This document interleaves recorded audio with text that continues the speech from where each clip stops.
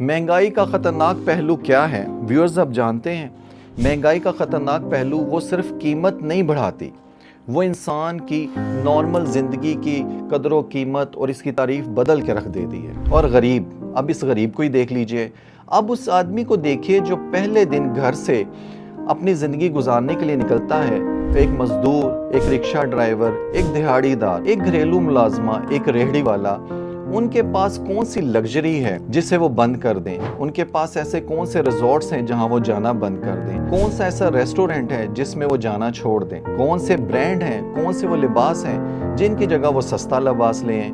कौन से वो हॉलीडेज हैं जिनको वो कैंसिल कर दें? जिसके बचत में पहले ही सिर्फ आटा, दाल, चावल और मुश्किल से माँ की दवाई हो, उसके पास कट करने के लिए आखिर रह ही क्या जाता है? वो कहाँ कॉम्प्रोमाइज़ करे?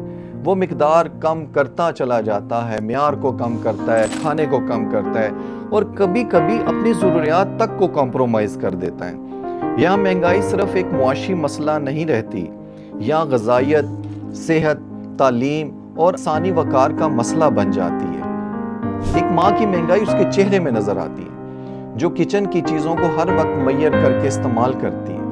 कभी घी कम इस्तेमाल करती है, कभी दूध में पानी डालकर इस्तेमाल करती है, कभी वो गोश्त एक हफ्ते से महीनों पे चला जाता है। फल बच्चों के लिए और खुद के लिए नहीं। उसके बच्चे शायद कभी ये जान भी ना सकेंगे कि उनकी माँ ने उनके लिए क्या कुर्बानियाँ दी। ये कुर्बानी अखबार में कभी आपको खबरों में नजर नहीं आएगी, ना ही कोई चार्ट इसे मैयर करेगा। लेकिन महंगाई के असरात अक्सर सबसे पहले घर की दहलीज से और एक औरत अपने हिस्से से कम करके एब्जॉर्ब करना शुरू करती है।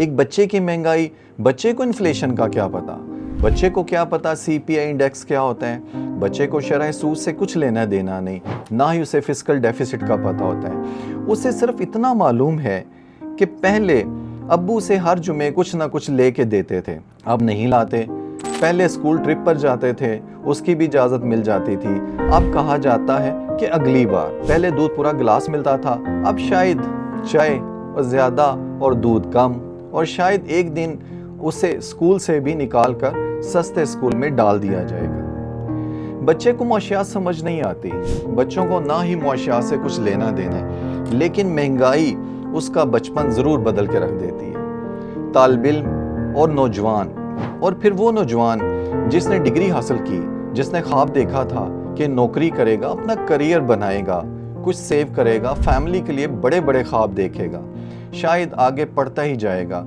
या कोई छोटा मोटा बिजनेस भी स्टार्ट करेगा। लेकिन पहली तनख्वाह जब आती है और वो पहली सैलरी नहीं लगती, सिर्फ घर के अखराजात में एक कंट्रीब्यूशन महसूस होती है, उसका ख्वाब चिकना चूर हो जाता है और वो बहुत सारी चीज़ें आहिस्ता आहिस्ता पोस्टपोन करना शुरू होता है। पहला साल, दूसरा साल, गर्ज के तीसरा साल, और फिर वो सोचता ही चला जाता है, फिर मुल्क से बाहर चला जाऊं या यहाँ से निकल जाऊं, कैसी दलदल में फंस गया हूं। क्योंकि जब नौजवान को मेहनत और मुस्तकबिल के दरमियान ताल्लुक कमज़ोर नज़र आने लगेगा, तो मसला सिर्फ उस शख्स का नहीं रहता, ये आपका, मेरा, बल्कि इस पूरी प्रोडक्टिविटी के ऊपर एक मसला बन जाता है। बुजुर्गों की महंगाई पे बात करें, हमारे यहाँ बुजुर्ग वो लोग जिन्होंने पूरी ज़िंदगी काम किया, जिन्होंने अपनी पूरी ज़िंदगी हमारी आसाइशों के लिए काम किया, जिनकी आमदनी अब महदूद है क्योंकि वो काम नहीं कर सकते, मगर दवाइयों की तो आज भी ज़रूरत है। किसी को शुगर, किसी को ब्लड प्रेशर, किसी को दिल की दवा, तो किसी को हर माह टेस्ट की ज़रूरत। जब दुआ की कीमत बढ़े तो बुजुर्ग अपनी शॉपिंग की लिस्ट की जगह ना कोई लग्जरी निकालते हैं, बल्कि वो तो एक मेडिसिन की चिट देते हैं अपने बच्चों को कि बेटा जाओ और मेरी दवाई ले आना। इस बीमारी से लड़ते लड़ते और इस महंगाई से लड़ते लड़ते वो बुजुर्ग वो अपनी बहुत सारी चीज़ों को कॉम्प्रोमाइज़ करना चाहता है। जिस बाप ने पूरी ज़िंदगी बच्चे की ज़रूरत पूरी की, बुढ़ापे में वो अपनी दवाई के लिए इतना सोच समझ में पड़ जाता है, उसको समझ नहीं आती कि मैं अपने बच्चे से मांगूं भी ना। क्या ये सिर्फ इन्फ्लेशन नहीं, ये डिग्निटी क्राइसिस भी है। दुकानदार देख लीजिए, क्या वो कभी हमारा दुश्मन होता है? हमेशा दुश्मन तो नहीं होता। हम अगर गुस्सा दुकानदार पे इस महंगाई का निकालते हैं, उसने हर चीज़ महंगी कर दी, मगर हर दुकानदार मुनाफाखोर नहीं होता। اس کا کرایہ بڑھ رہا ہے، اس کی بجلی بڑھتی ہے، اس کو ٹرانسپورٹ جیسے مسائل کا سامنا ہے، حتیٰ کہ اس کا سپلائر بھی قیمتیں بڑھا رہا ہوتا ہے، نہ اس کا اپنا گھر ہے، اس کو بھی مہنگائی میں وہی مسائل ہوتے ہیں جو ایک عام آپ اور میرے جیسے انسان کے لیے۔ گاہک اکثر ناراض ہو جاتا ہے کہ تم ہمیں مہنگا دیتے ہو، آہستہ آہستہ اس کی سیل کم ہو جاتی ہے اور وہ بھی کسی ملازم کو پھر نکالتا ہے کیونکہ اسے بھی یہ ٹیپس لینے پڑتے ہیں۔ لیکن یہ ایک سائیکل ہے جو چلتا چلا جاتا ہے، قیمت بڑھ رہی ہے، خریدار کم سے کم ہو رہے ہیں، جس کا اثر کاروبار پہ ہے، روزگار متاثر ہو رہا ہے اور معاشرتی دباؤ ایک گھر سے دوسرے گھر تک منتقل ہونے میں وہ پہلے سے محسوس کر رہے ہیں۔ قرض خاموش جال، پہلے ہی دوست سے قرض لیا ہوا ہے، آفس سے ایڈوانس لیا ہوا ہے، پھر کریڈٹ کارڈ، پھر موبائل لونز ایپ، حتیٰ کہ سب کچھ، پھر ایک قرض اتارنے کے لیے دوسرا قرض، اس کو اتارنے کے لیے تیسرا قرض۔ شروع میں آدمی سوچتا ہے کہ اگلے مہینے میں مینج ہو جائے گا، جی پھر اگلا مہینہ آتا ہے مگر ایکسپینسز جو کہ ایکسپینسز وہ نہیں رہتے، وہ اور بڑھ چکے ہوتے ہیں۔ اب گھر صرف مہنگائی نہیں جھیل رہا بلکہ سود، قرض اور مسلسل انزائٹی بھی جھیل رہا ہے۔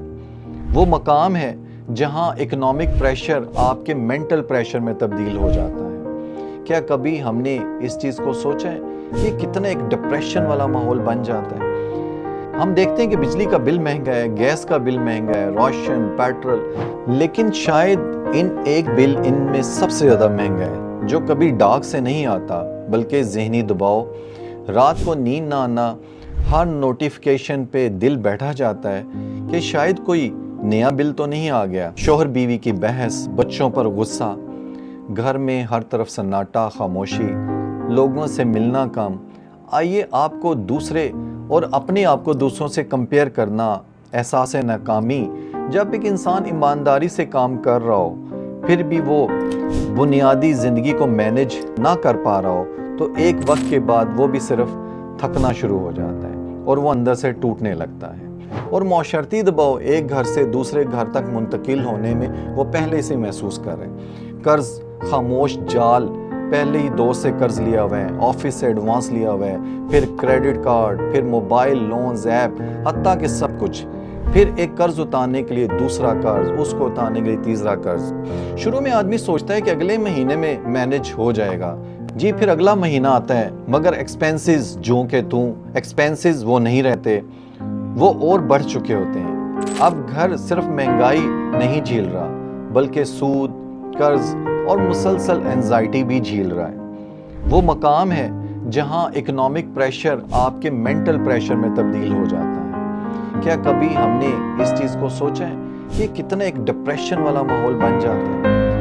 ہم دیکھتے ہیں کہ بجلی کا بل مہنگا ہے، گیس کا بل مہنگا ہے، راشن، پیٹرول، لیکن شاید ایک بل ان میں سب سے زیادہ مہنگا ہے جو کبھی ڈاک سے نہیں آتا بلکہ ذہنی دباؤ، رات کو نیند نہ آنا، ہر نوٹیفیکیشن پہ دل بیٹھا جاتا ہے کہ شاید کوئی نیا بل تو نہیں آ گیا، شوہر بیوی کی بحث، بچوں پر غصہ، گھر میں ہر طرف سناٹا، خاموشی، لوگوں سے ملنا کم۔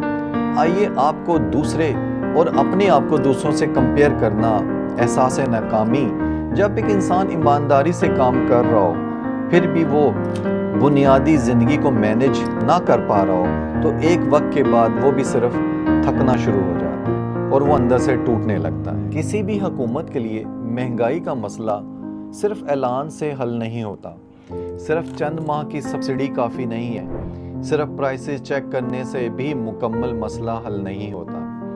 اصل سوال سٹرکچرل چینجز کا ہے۔ کیا ملک میں روزگار بڑھ رہا ہے؟ کیا لوگوں کی حقیقی آمدنی بڑھ رہی ہے؟ کیا لوکل پروڈکشن مضبوط ہے؟ کیا توانائی افورڈیبل ہے؟ کیا کاروبار کے لیے ماحول سازگار ہے؟ کیا ٹیکسز کا بوجھ منصفانہ ہے؟ کیا صحت اور تعلیم کی بنیادی سہولیات اتنی مضبوط ہیں کہ غریب خاندان اپنی پوری آمدنی پرائیویٹ سروسز پر خرچ نہ کرے؟ کہ سوشل پروٹیکشن واقعی اس شخص تک پہنچ رہی ہے جیسے ضرورت ہے؟ اور سب سے اہم، کیا عام آدمی کو مستقبل پر اعتماد ہے کہ صرف قیمتیں کم ہوں گی؟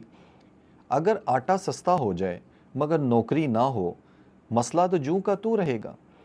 اگر پیٹرول کچھ کم بھی ہو جائے مگر بجلی کا بل دگنا ہو، مسئلہ پھر بھی جوں کا توں۔ اگر سبسڈیز مل بھی جائیں مگر بچوں کی تعلیم افورڈیبل نہ ہو، پھر بھی پرائیویٹ یونیورسٹیز اور کالج سکولز کی ہیوی فیس ادا کرنی پڑے تو مسئلہ جوں کا توں۔